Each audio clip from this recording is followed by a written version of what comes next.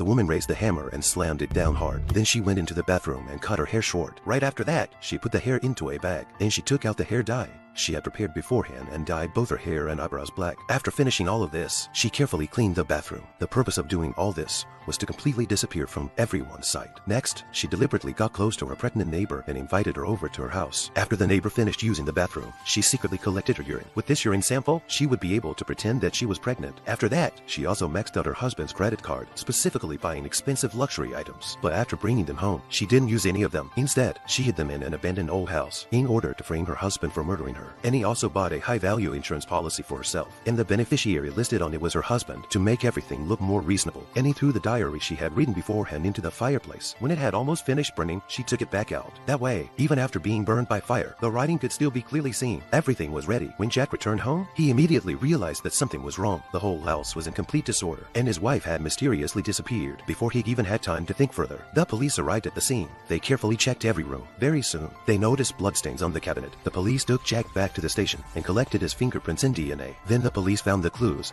Annie had deliberately left behind in the room. Jack explained that this was a treasure hunt game that he and his wife often played. Every year on their wedding anniversary, Annie would create puzzles and then leave clues behind. She used this to strengthen the relationship between the two of them. Based on the first clue, Jack quickly figured out that the destination was his office. Sure enough, they successfully found the second clue. According to the hint, the next location was the brown house, but Jack said that he didn't know where it was either. That night, Jack secretly went to an old house and he saw clue number 3 on the table. Obviously, they had lied to the police. At that moment, the police had also followed him there. Jack quickly hid the clue and said that this was his father's house. He came there every week for routine checks, and this house was blue, not a brown house at all. It turned out that his father's last name was Brown. This place was exactly the brown house, but the police couldn't think of that, so they had no choice but to believe him and watch him drive away. Jack opened the third clue. He saw the words punishment, wood, and candy written on it, but after thinking about it for a long time, he still couldn't figure it out, so he could only put it aside for the time being. The next day, Annie's parents arrived. In order to find their daughter, they held a press conference. They hoped to rely on the power of the media and the public to find the missing Annie. Facing the reporters, Jack briefly explained the situation. Then he awkwardly stood off to the side. But while photos were being taken, he revealed a strange smile.